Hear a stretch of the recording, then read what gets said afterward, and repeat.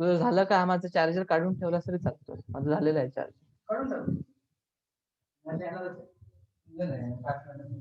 10 मिनिटात संपव.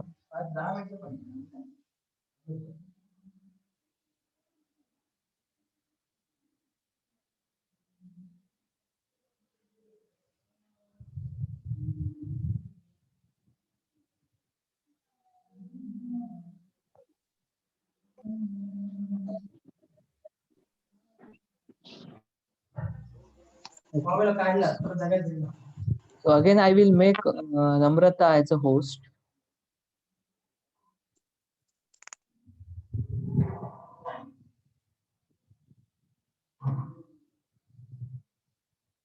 So Namrata, please join them, okay? If they are joining after this particular.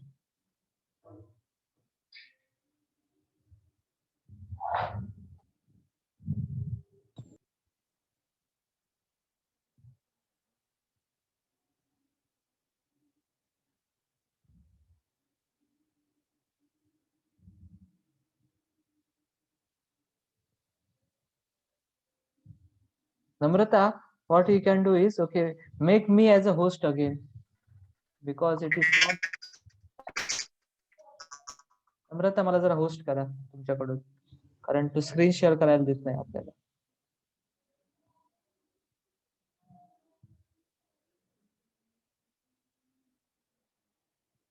Yes नम्रता,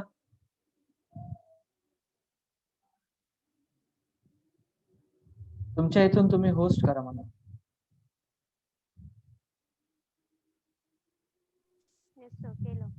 केलं ना? Okay, very good, thank you.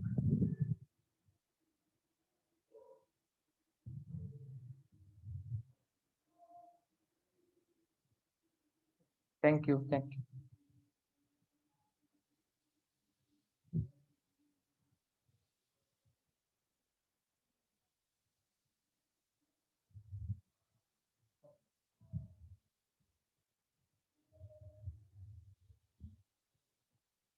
तर आता आपण जनरलाइज करूया. तेव्हा कोणत्याही फॉर लूप मध्ये आपल्याला काय करावं लागतं? इनिशियलायझेशन 1 टाइम करावं लागतं. त्यानंतर आपल्याला इन्क्रीमेंट डिक्रीमेंट जे आहे, इन्क्रीमेंट असेल काही ठिकाणी डिक्रीमेंट पण करावं लागतं. हे आपल्याला n टाइम्स करावं लागतं आणि आपली कंडिशन जी असते ती n+1 टाइम आपल्याला वापरावी लागते. ठीक आहे. तर आता एक महत्वाची गोष्ट, मग फॉर लूपची जर आपल्याला कॉम्प्लेक्सिटी काढायची असेल, दीपिकाचा प्रश्न होता आपल्याला, तर फॉर लूपची कॉम्प्लेक्सिटी कशी काढणार? या फॉर लूपची कॉम्प्लेक्सिटी म्हणजे जास्तीत जास्त किती वेळ लागतो? That is nothing but our complexity.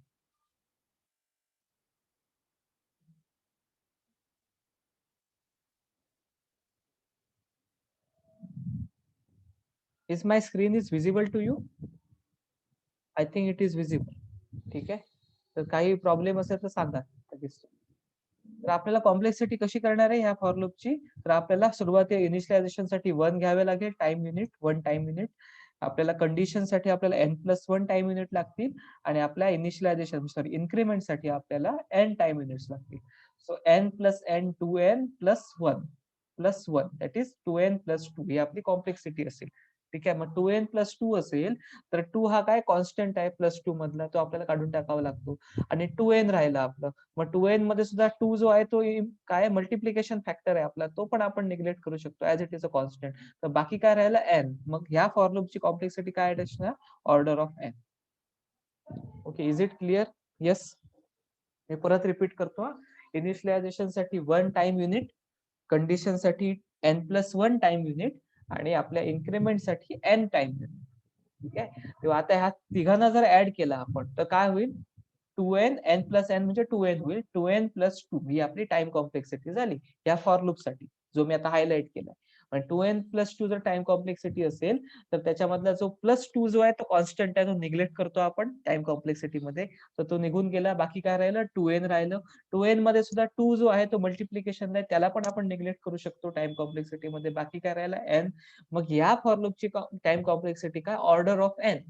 Okay, question होता ना दीपिकाचा की ऑर्डर ऑफ एन कसं कसं येतं तुमचं, तर अशा पद्धतीने ऑर्डर ऑफ एन और worst case complexity is order in the order of N, O of N. ठीक है, is it clear? Yes. Namrata, Deepika, Tejas, Ashok, sir सांगा. विचार विचारा विचारा. I have a doubt. बोला, नाव सांगा सर आधी. तुम्ही असाइनमेंट दिले हा हा हर्षलक्ष्मी. हा हा बोला बोला. सर तुम्ही असाइनमेंट दिलेलं ना, हा हा त्यामध्ये जी एक्झाम्पल्स होती म्हणजे 3-4 हो स्टेटमेंटची हो हो टाइम कॉम्प्लेक्सिटी टोटल कॅल्क्युलेट करायची होती, तर बरोबर. ते कळत नव्हतं. ओके ओके, मग त्याच्यासाठी तुम्हाला मी सोल्युशन देतो ना त्याचं. मी सोल्युशन पण तयार केलंय त्याचं, तुम्हाला मी शेअर करतो सोल्युशन. आमची जी रेग्युलर मुलं आहेत सेकंड इयरची त्यांच्यासाठी मी ती केली होती, पण आता तुमची पण लेवल आली आहे, मग तुमच्यासाठी शेअर करतो मी ते. ओके, ते बघून घ्या. तरी पण डाऊट असेल तर मला विचार, काही प्रॉब्लेम नाही. रेकॉर्डेड सेशनच आहेत त्याच्यावरती. Okay sir. ठीक आहे हर्षलक्ष्मी, मी सेशन तयार केलेत रेकॉर्डेड, त्या ओके. मुलांचं सेशन घेतलंय त्याच्यावरती, ते मी शेअर करतो. मग हे नाहीये तुम्हाला युटीला एवढं कठीण विचारलं जाणार. ओके, तुम्हाला प्रॅक्टिस व्हावी म्हणून ते दिलेलं आहे. ठीक आहे, so don't worry about okay whether this questions will be asked in UT, don't worry about. ठीक आहे, तुमच्या सोयीसाठी तुम्हाला यावं यासाठी. पण आता क्लिअर आहे सर्वांना की कन्सेप्ट तरी क्लिअर आहे. आता आपण विचार केली ती ऑर्डर ऑफ एनची, आणि ते क्वेश्चन थोडेसे हो, टिपिकल. Yes sir. समजा आपण चेंजेस केले, लगेच बघूया आपण. समजा समजा आता ह्या केसमध्ये नाही, या लिनियर सर्च साठी नाही. समजा फॉर लूप तुम्हाला दिलाय, त्याच्यामध्ये स्टार्टिंग पॉईंट तुमचा म्हणजे स्टार्टिंग व्हॅल्यू 0 ऐवजी 1 दिली, तर टाइम कॉम्प्लेक्सिटी मध्ये इनिशियलायझेशन काय होणार आहे? कमी होणार आहे का? इनिशियलायझेशन एकदाच राहणार आहे. पण काय चेंजेस होणार आहेत ते सांगू शकाल मला? समजा i = 1 केलं, बाकी सगळ्या गोष्टी आहे तशा ठेवल्या, तर काय चेंज होणार आहे? कोणीतरी एकाने सांगा. हर्षलक्ष्मी सांगा बघूया, काय चेंज होणार आहे? इनिशियलायझेशन किती वेळा होणार आहे? इन्क्रीमेंट एका याने कमी होईल. कमी होणार. Very good. कंडिशन किती वेळा होणार आहे? ती पण कमी झाली पाहिजे कंडिशन, कारण 1 ला सुरू करताय ना तुम्ही. ओके, हो, 0 ला सुरू केलं हो, तेव्हा 0 ला पण कंडिशन पण तुम्हाला आहे. चेक करत होतं. n+1 टाइम कंडिशन चेकिंग होती. आता किती टाइम होणार? n टाइम्स होणार कंडिशन, आणि इन्क्रीमेंट किती वेळा होणार? n-1 times. ओके, असं तुम्हाला करता आलं पाहिजे. ठीक आहे, तुम्हाला स्टार्टिंग व्हॅल्यू बघून त्यानुसार फिगर आउट करता आलं पाहिजे किती वेळा इनिशियलायझेशन होणार आहे. इनिशियलायझेशन तर एकदाच होत आहे, किती वेळा कंडिशन येणार आहे, किती वेळा तुमचं इन्क्रीमेंट होणार आहे, त्यानुसार चेंज करता आला पाहिजे. समजा एखाद्याने सुरुवातीला आय ची व्हॅल्यू 10 घेतली असेल, एक्झाम्पलसाठी वेगवेगळ्या केसेस बघतोय आपण. ठीक आहे, आणि कंडिशन बदलली, आय <0 केली समजा. ठीक आहे, आणि इथे आय मायनस केलं, चालेल का? चालेल, असं पण फॉर लूप मध्ये चालतं. आता मगाशी काय करत होतो? लहान व्हॅल्यू कडे चालू करत होतो आणि मोठ्या व्हॅल्यू पर्यंत जात होतो. आता आपण मोठ्या व्हॅल्यूला चालू करतोय आणि लहान व्हॅल्यू कडे येतोय. ओके, म्हणून काय दिली कंडिशन? आय = 0, आय ला डिक्रीमेंट करतोय, आणि कधीपर्यंत डिक्रीमेंट करणार आहोत? जोपर्यंत आय 0 पेक्षा आय इज <0. ओके, 0 पेक्षा कमी होत नाही तोपर्यंत. ज्यावेळेला आय ची व्हॅल्यू 0 पेक्षा कमी होईल, -1 होईल, त्यावेळेला आपण थांबणार आहोत. तोपर्यंत हे करत राहणार. So it is possible. Such type of for loop will be there. Okay, and for that you can identify the time complexity. यासाठी तुम्हाला मॅन्युअल मध्ये काही क्वेश्चन्स दिलेत. ओके, सुरुवातीच्या आपल्या प्रॅक्टिकल्स मध्ये. म्हणजे तुम्हाला मॅन्युअल मी आता सगळ्यांना पाठवलेली आहे, सगळ्यांना मॅन्युअल पाठवलेली आहे. ठीक आहे, आपल्या ग्रुपवरच मी शेअर केलंय आपल्या डेटा स्ट्रक्चरचं मॅन्युअल. तर त्या मॅन्युअल मधले क्वेश्चन सोडवण्याचा प्रयत्न करा टाइम कॉम्प्लेक्सिटीचे. मी असं म्हणत नाही की सगळे क्वेश्चन तुम्हाला येतील. ठीक आहे ना, ट्राय करा. बाकीचे क्वेश्चन जे येणार त्याच्यासाठी तुम्हाला मी सोल्युशन देईल. So don't worry about it. Solution ready आहे, आमच्या रेग्युलर मुलांनी पण तयार केलेलं आहे सोल्युशन. ओके, परंतु ते आता शेअर केलं तर तुमच्या डोक्याला काय काम नाही. ओके, थोडंसं डोकं चालवा. ओके, ज्या क्वेश्चनचं सोल्युशन येणार नाही त्यासाठी आपण we are having a time, don't worry about it. So I think the idea is clear with okay why we are using this. Okay, एकदा आयडिया समजली की कुठलाही फॉर लूप येऊ दे, तुम्ही काम करू शकताय. आता नेक्स्ट आपण एलिमेंट इथे काय केली? एंटर करून घेतली. फॉर लूप करत आपल्याला समजलं, पण हे स्कॅनएप पण समजलं पाहिजे. तर सुरुवातीला काय? ऍड्रेस ऑफ x(0), नंतर ऍड्रेस ऑफ x(1), x(2), असं करत जाणार आहोत x(9) पर्यंत. आणि 10 एलिमेंट आपण 0th इंडेक्स पासून 9व्या इंडेक्स पर्यंतचे एलिमेंट इनपुट करून घेणार आहोत. हे झाल्यानंतर आपण काय करतोय? जे एलिमेंट सर्च करायचं आहे तुम्हाला लिनियर सर्च मध्ये, शोधायचं आहे, ते इलेमेंट तुम्ही काय करता, इनपुट करून देता. Enter element to search in a given data. Okay, त्याच्यासाठी %d मध्ये ऍड्रेस ऑफ की घेतलाय. तेव्हा की नावाचं पण एक व्हेरिएबल घ्यायला हवं आपल्याला, इंटिजर व्हेरिएबल, ज्यामध्ये आपली सर्च करणारी व्हॅल्यू असेल. तेव्हा इथे डिक्लेरेशन केलंय आणि व्हॅल्यू एक्झॅक्टली कीची व्हॅल्यू काय आहे ती आपण इथे इनपुट करून देऊ, युजर कडून. ठीक आहे, is it clear up to this part, up to this की? Yes Deepika? Yes sir. Now we will go for. आता आपल्याला सर्च करण्यासाठीचं लॉजिक अप्लाय करायचं आणि एक एक व्हॅल्यू बघायची आहे. लिनियर सर्च काय सांगतो, प्रत्येक इंडेक्सची व्हॅल्यू बघा. पहिल्यांदा 0th इंडेक्सची व्हॅल्यू बघा, त्याच्यामध्ये काय, नंतर फर्स्ट इंडेक्सची बघा, अप टू 9th इंडेक्स पर्यंत बघा. समजा मध्ये तुम्हाला कुठेही व्हॅल्यू मिळाली तर तुम्ही थांबा आणि सांगा की सर्चिंग इज सक्सेसफुल. समजा व्हॅल्यू कुठे मॅच झालीच नाही तुमची तर सांगा सर्चिंग इज अनसक्सेसफुल. एवढं सोपं आहे. ठीक आहे, सो प्रत्येक इंडेक्सची व्हॅल्यू बघायची आहे, सिंगल व्हॅल्यू नाहीये. मग फॉर लूप परत वापरायला हवा. For i equal to 0, i less than n, i plus plus. For लूपच्या आतमध्ये गेलो आपण आणि सुरुवातीला आपण x ऑफ 0 ची व्हॅल्यू चेक करणार आहोत. तेव्हा इथे इफ स्टेटमेंट वापरते. तेव्हा एक नवीन गोष्ट बघताय तुम्ही, जे कॉम्प्युटर सायन्स बॅकग्राऊंडचे नाहीत त्यांच्यासाठी ही नवीन गोष्ट आहे. जे आहेत त्यांना माहिती आहे. If x of i equal to key, ह्याचा अर्थ काय तुम्हाला हे सांगितलंय मी. हा जो ऑपरेटर आहे तो काय आहे, तुमचा इक्वॅलिटी ऑपरेटर आहे, असाइनमेंट नाहीये. 2 वेळा इक्वल टू वापरलाय म्हणजे इक्वॅलिटी ऑपरेटर आहे. आपण चेक करतोय एक्स ऑफ आय म्हणजे एक्स ऑफ 0 ची व्हॅल्यू आणि की ची व्हॅल्यू मॅचिंग होते का, इक्वल आहे का. जर इक्वल असेल तर आपलं सर्चिंग सक्सेसफुल होणार आहे. आणि जर इक्वल असेल तर इफ लूप मध्ये आपण जाऊन काय करतोय, फ्लॅगची व्हॅल्यू 1 करतोय. इनिशियली आपण फ्लॅगची व्हॅल्यू, फ्लॅग एक इंटिजर व्हेरिएबल घेतलं होतं ज्याची व्हॅल्यू 0 करून घेतली होती. आता हे का घेतली होती, कारण इथे आपलं मत असं होतं की आपण सर्चिंग केलेलंच नाही. जर आपल्या फ्लॅगची व्हॅल्यू आपली 1 झाली, याचा अर्थ काय की आपल्याला मॅचिंग इलेमेंट मिळालेला आहे. ही कंडिशन ट्रू झाली ना, एक्स ऑफ 0 आणि की ची व्हॅल्यू काय झाली, मॅच झाली, म्हणून तर आपल्याला मॅचिंग इलेमेंट मिळालं. ओके, आणि त्यावेळेला आपलं सर्चिंग सक्सेसफुल झालं. तेव्हा सर्चिंग सक्सेसफुल झालं हे इंडिकेट करण्यासाठी तुम्ही फ्लॅगची व्हॅल्यू 1 करताय. तर तुम्हाला पण सांगितलं असतं, दिलेल्या 10 एलिमेंट मध्ये एक एलिमेंट शोधा. तुम्ही काय करताय, एक एक एलिमेंट बघत जाताय. ज्या वेळेला मिळेल तेव्हा सांगता yes okay we have got the element at this point. त्या पॉइंटला तुम्हाला सर्चिंग काय झालंय, तुमचं सक्सेसफुल झालंय. मग ते इंडिकेट करण्यासाठी आपण फ्लॅग व्हेरिएबल घेतलाय. आणि जर सर्चिंग सक्सेसफुल झालं असेल तर आपण लगेच ब्रेक करणार आहोत. ब्रेक करणार आहोत म्हणजे या फॉर लूपच्या बाहेर येणार आहोत. समजा इंडेक्स 0 ला आपलं सर्चिंग सक्सेसफुल झालं तर त्याच वेळेला आपण बाहेर पडणार. बाकीचे इंडेक्स किंवा बाकीचे एलिमेंट बघण्याची गरज नाही अरेची. आपल्याला काय आलं, सर्चिंग मिळालं आपलं. जर समजा इंडेक्स 0 ला सर्चिंग सक्सेसफुल झालं नाही, म्हणजे X of 0 is equal to Q, हे जर सॅटिस्फाय झालं नसेल तर आपण काय करणार आहोत, आपण इफच्या बाहेर पडणार आहोत. इफच्या आतमध्ये जाणार नाही, पण फॉरच्या आतमध्ये आहोत आपण. अजूनही फॉरच्या आतमध्ये आहोत. तेव्हा एका लूप मध्ये दुसरा लूप वापरता येतो, इट इज पॉसिबल. तेव्हा आपला इफ लूप आहे तो फॉर लूपच्या आतमध्ये वापरलाय.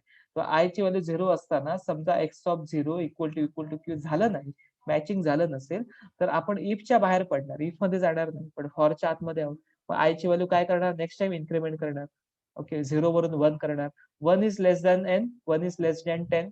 येस, मग परत X of 1 equal to key check करणार. ओके, असं करत जाणार रिपिटेटिव्हली.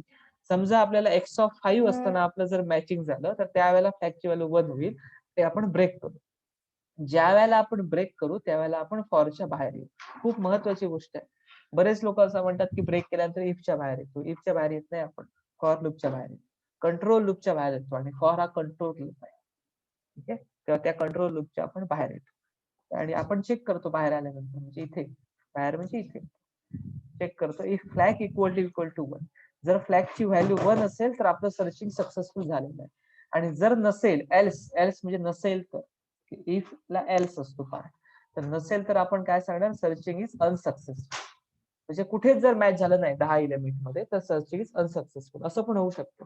आपल्याला शोधायची व्हॅल्यू आहे 55 आणि दिलेल्या 10 एलिमेंट मध्ये ती अवेलेबल नाही, तर काय येणार मेसेज, सर्चिंग इज अनसक्सेसफुल. ठीक आहे, आणि जर झालं असेल, फ्लॅगची व्हॅल्यू 1 असेल तर आपण काय सांगणार, सर्चिंग इज सक्सेसफुल. आता पुढचा पार्ट असा आहे की सर्चिंग इज सक्सेसफुल ज्या वेळेला तुम्ही सांगता, ओके, त्यावेळेला तुम्ही समजा इंडेक्स 5 ला तुमचं इलेमेंट समजा मिळालं तुम्हाला, सर्चिंग तुमचं सक्सेसफुल झालं, तर इंडेक्स 5 म्हणजे अरे मधलं कितवं इलेमेंट आहे, ऍक्च्युअली कितवं इलेमेंट आहे, अरे मधला इंडेक्स 5 म्हणजे एक्झॅक्टली कितवं इलेमेंट आहे. Yes Namrata, can you tell me? 6th index. Very good. Okay, 6वं इलेमेंट आहे ते. इंडेक्स 5 म्हणजे 6वं इलेमेंट आहे. इंडेक्स 4 असेल तर ते 5वं इलेमेंट आहे. म्हणून आपल्याला प्रिंट करत असताना सर्चिंग इज सक्सेसफुल ऍट असा मेसेज दिल्यानंतर आपल्याला प्रिंट करताना I+1 प्रिंट करावं लागतं. आय मध्ये इंडेक्सची व्हॅल्यू असते. म्हणजे चौथ्या इंडेक्सला जर मॅचिंग होत असेल तर ऍक्च्युअली कितवं इलेमेंट आहे ते 5वं इलेमेंट आहे. ठीक आहे, आपण ऍरे 0 पासून स्टार्ट करतो, हे एक्सटर्नल युजरला माहित नसतं. ओके, त्याला दाखवताना आपल्याला करेक्ट आउटपुट दाखवावं लागतं. त्याला सांगितलं की 4 ला मॅचिंग झालं, तो म्हणे नाही चौथ्या इलेमेंटला मॅच होत नाही, 5व्या इलेमेंटला मॅच होतो. तुम्हाला माहिती आहे की चौथा इंडेक्स ऍरेचा म्हणजे 5वं इलेमेंट, कारण तुमचा ऍरे 0 ला स्टार्ट होतो. परंतु युजरला सांगत असताना आपल्याला करेक्ट रिप्रेझेंटेशन त्याच्या भाषेमध्ये द्यावं लागतं आपल्याला. त्याला हे सांगता येत नाही की इंडेक्स 0 वगैरे काय. ठीक आहे, त्याच्यासाठी 1 पासूनच सिरीज चालू होते, आपल्यासाठी ती 0 पासून चालू होते. So you have to manipulate it, I+1 करावं लागतं. अजून एक महत्वाची गोष्ट, हे कसं दाखवायचं तर इथे आपण दाखवतोय, ह्या ठिकाणी आपण ते दाखवतोय. ठीक आहे, सर्चिंग इज सक्सेसफुल ऍट, इथपर्यंत ऍट आहे, त्यानंतर हा पार्ट आहे बघा मी जो हायलाइट केलाय, त्यापुढे लोकेशन. ठीक आहे, मग इथे जी व्हॅल्यू आहे ती I+1 व्हॅल्यू येणार आहे. I+1 ही कोणती व्हॅल्यू आहे? इंटिजर व्हॅल्यू आहे. आय इंटिजर आहे तर I+1 केल्यानंतर इंटिजर व्हॅल्यू मिळणार आहे. मग ती दाखवण्यासाठी %d वापरतो. ठीक आहे, आणि त्याच्या मागे आणि पुढे /t वापरतो. /t चा अर्थ काय की जागा सोडा. ओके, एक टॅबची जागा सोडा. तेव्हा हे फक्त जागा सोडण्यासाठी /t आहे. समजा /t दिलं नसेल तर काय आउटपुट मध्ये फरक पडणार नाही. ते फक्त काय ते एकत्र घे, ऍडच्या पुढे लगेच तुम्हाला ती व्हॅल्यू दिसेल %d. तर %d कशासाठी वापरलं समजलं असेल तुम्हाला आता. या पद्धतीने ती दिसेल. ठीक आहे, तेव्हा ऍडच्या नंतर %d, त्या %d च्या ठिकाणी I+1 ची व्हॅल्यू आहे. बाकीचा जो मेसेज आहे तो आहे त्याचा प्रिंट होतो. ठीक आहे, so any doubt is there? आपण इथे /t वापरू म्हणजे आपल्याला करेक्टली आउटपुट दिसेल, स्पेस सोडून, जागा सोडून आउटपुट दिसेल.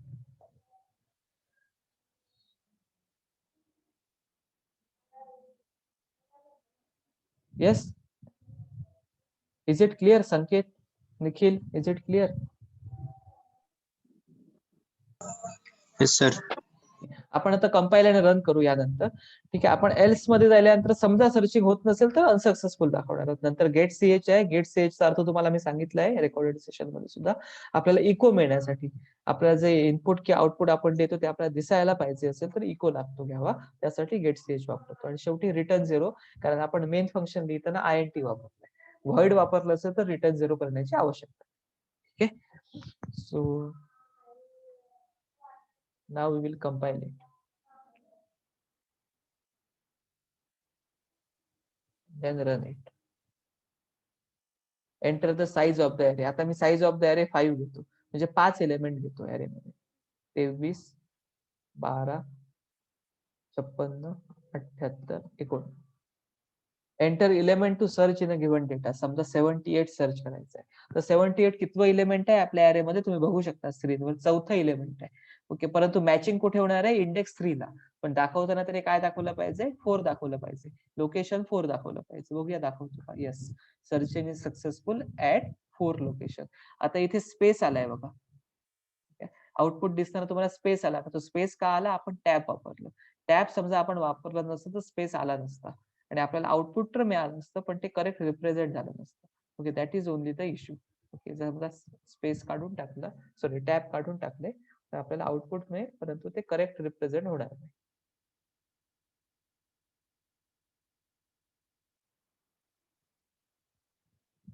Let us suppose size of the array is again 5, 23, 12, 67, 55, 45. आपण एलिमेंट बदलू शकतो. समजा मला 67 बघायचं आहे एलिमेंट, तर 67 एलिमेंट काय? इंडेक्स 2 चं एलिमेंट आहे, पण लोकेशन काय त्याची 3 आहे. लोकेशन 3 आलं बघा, आलं बघा location 3. Searching successful at location 3. Is it clear? Yes, yes Deepika, Tejas,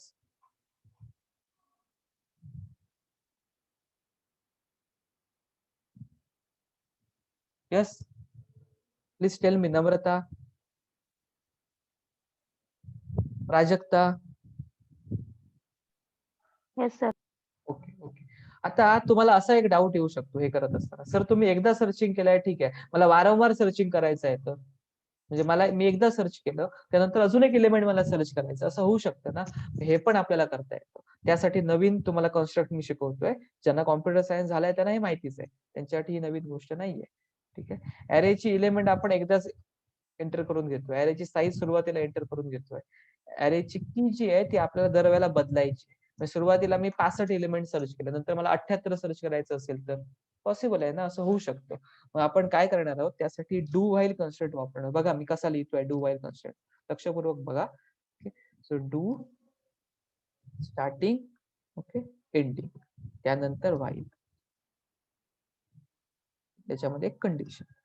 ठीक आहे. तर डू व्हाईल लूप काय करतो, आधी या लूपवर फोकस करू. डू व्हाईल लूप काय करतो की तुम्हाला जी ऍक्टिव्हिटी करायची ती एकदा करायची परमिशन देतो, आणि त्यानंतर तुम्हाला जर ती ऍक्टिव्हिटी रिपीट करायची असेल, परत परत करायची असेल, तर तुम्हाला काय करतो, विचारतो की do you want to repeat it, do you want to repeat the searching activity, आणि विचारतो येस अँड नो.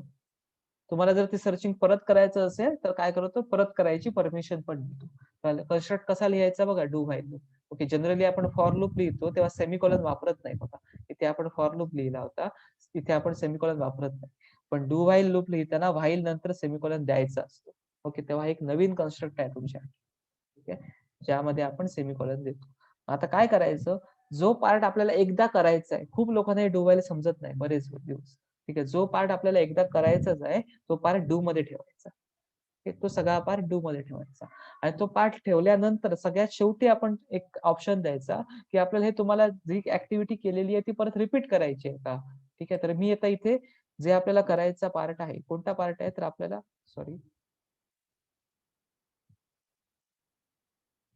आपल्याला काय करायचंय बघा, लिनियर सर्च एकदा करायचा आहे, लिनियर LS. आता ही कमेंट दिली बघा, अशी कमेंट देता येते. कमेंट म्हणजे काय, जो कोड आपला एक्झिक्यूट होत नाही, आपल्या माहितीसाठी असतो, फक्त प्रोग्रामरला माहितीसाठी असतो. तेव्हा मी इथे लिनियर सर्चचं लॉजिक लिहिणार आहे, ते ऍक्टिव्हिटी लिहिणार आहे, आणि त्याच्या खाली मी इथे काय करणार आहे, व्हाईल लूपच्या थोडं वर एक स्टेटमेंट देणार आहे, प्रिंटएफ स्टेटमेंट. तर प्रिंटएफ स्टेटमेंट काय कशासाठी देणार आहे की एंटर. ओके, तिथे आपण विचारणार आहोत do you want to continue, तुम्हाला कंटिन्यू करायचं आहे का. Y for yes and N for no. जर वाय टाकला तर तुम्हाला कंटिन्यू करायचं आहे, आणि एन टाकला तर तुम्हाला कंटिन्यू करायचं नाहीये. स्कॅनएफ मध्ये आपण तो काय करणार ऑप्शन घेणार. ठीक आहे, आणि स्कॅनएफ मध्ये घेताना आपण %C वापरणार आहोत. ठीक आहे, कारण ते कॅरेक्टर आहे. ठीक आहे, आणि आपण एक CH व्हेरिएबल वर डिक्लेअर करणार आहोत, address of CH, while CH equal to Y. ज्या वेळेला CH ची व्हॅल्यू वाय असेल त्यावेळेला आपण काय करणार आहोत, कंटिन्यू करणार आहोत. मग ह्या CH ला आपल्याला डिक्लेअर केलं पाहिजे, ते कॅरेक्टर व्हेरिएबल आहे म्हणून इथे डिक्लेअर केलं पाहिजे कॅर, सेपरेटली डिक्लेअर केलं पाहिजे कॅर CH. आणि जो कोड आपला आहे लिनियर सर्चचा, जो काय आपण कोड लिहितोय इथे, तो सगळा कोड या आतमध्ये गेला पाहिजे, डू मध्ये गेला पाहिजे. कमेंट जिथे दिली आहे तिथे आपला तो कोड गेला पाहिजे. म्हणजे आपण काय करणार, गेट CH हा त्याचा पार्ट नाहीये, एवढा पार्ट आहे, हा पार्ट आपण इथून कट करणार आहोत, आणि हा पूर्ण कोड या कमेंटच्या ठिकाणी आपण लिहिणार, म्हणजे इथे लिहिणार. अशा पद्धतीने आपण काय करू शकतो, हीच ऍक्टिव्हिटी वारंवार करू शकतो. ओके, जर युजरने वाय दिलं असेल तर त्यात जोपर्यंत वाय दिलं आहे युजरने तोपर्यंत आपण ही ऍक्टिव्हिटी रिपीट करणार आहोत. ज्यावेळेला युजर एन देईल त्यावेळेला आपण लूपच्या बाहेर पडणार. So this is very simple. If you understand it, it is very simple how to use the do while. Now I can again run it. Size of the array is 5. Elements are 34, 21, 22, 67, 45. Now I want to search element 22. Searching कुठे झालं, location 3 ला झालं बघा. Okay, do you want to continue, yes. Continue करायचं असेल तर आपण yes करणार आहोत, आणि वारंवार ती ऍक्टिव्हिटी करणार आहोत. ठीक आहे, तेव्हा हा जो कोड आहे तुम्ही तुम्हाला शेअर करेन गुगल क्लासरूम वर, तुम्ही एकदा गो थ्रू करा, आणि तुम्ही समजून घ्या की टर्बोसी कशा पद्धतीने वापरायचं आहे. ज्यांच्याकडे सिस्टीम आहे, मशीन आहे, ते लोक स्वतः घर बसल्या पण हे करू शकतात, प्रॅक्टिस तर नक्की करू शकतात. ज्यांच्याकडे सिस्टीम नसेल त्यांच्यासाठी हा कोड अवेलेबल आहे, मी तुम्हाला शेअर करतोय, तुम्ही बघू शकता.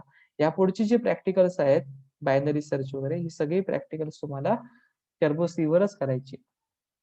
ठीक आहे. मग त्या प्रॅक्टिकलचा कोड सुद्धा मी पुढच्या काळामध्ये तुम्हाला शेअर करेन आणि तुम्हाला प्रॅक्टिकल सेशन मध्ये तो सांगेल सुद्धा. ठीक आहे. पण ते समजण्यासाठी पहिला कोड जो आहे तो क्लिअर कट तुम्हाला आला पाहिजे. बाकी तर कमांड आहेत ना, कमांड तर त्याच राहणार आहे, फक्त लॉजिक थोडं थोडं बदलणार आहे, अल्गोरिदम बदलणार आहे. अदरवाईज फॉर लूप किंवा हे जे काय आता शिकलो आपण ते नेहमी सेम राहणार आहे. तर ते परत शिकवण्याची काही गरज नाही तुम्हाला, ते आयडेंटिकल असणार आहे दरवेळेला. नवीन काय गोष्टी आहेत तर फक्त लॉजिक थोडं थोडं चेंज करायचं आहे सॉर्टिंग मध्ये किंवा बायनरी सर्च मध्ये. So I will share those code as well as I will take it in your practical online sessions. Okay. So आता जेवढं बेसिक सांगितलंय तेवढं त्यावेळेला सांगण्याची गरज लागणार नाही, कारण तुम्हाला बऱ्याच गोष्टी त्यावेळेला माहित नसतील. Okay. So any doubt is there? Otherwise I will end this session. Yogita, yes, Nikhil, any doubt is there? Harshalakshmi, yes, tell me.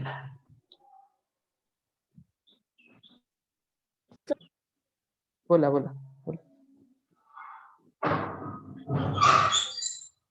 Exam is online. Mention केलं की आपल्या काय आहे? बोला बोला. तर ते इको मिळण्यासाठी आपण गेट CH वापरतो ना, हो. तर इको म्हणजे काय असतं?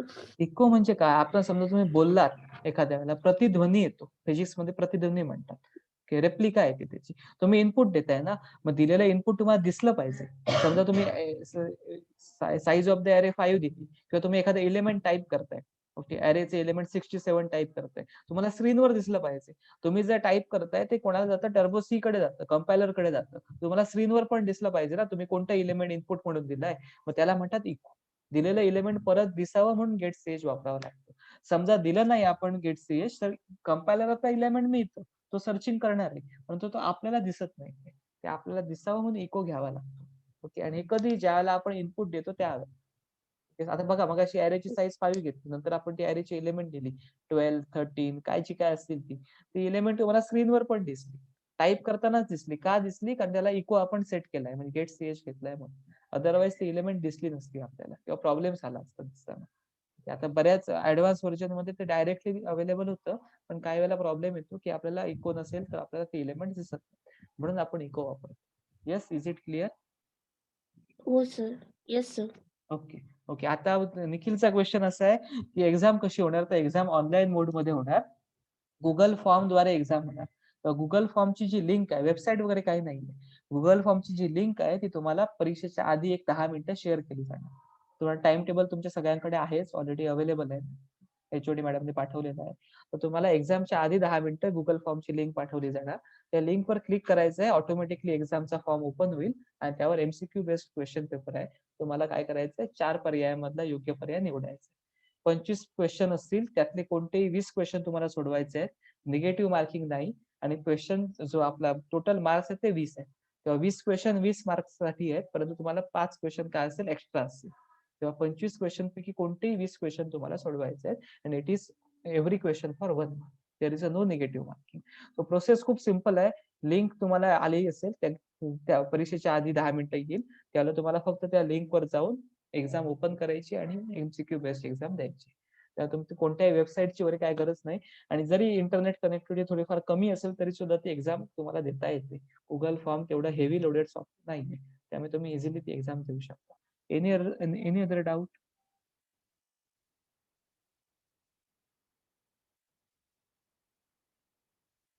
Okay, so I will stop this meeting, okay, because I am having some other work also, and I will share the recording of this meeting, okay, afterwards, and you can study well for your examination.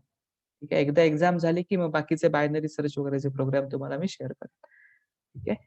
Okay.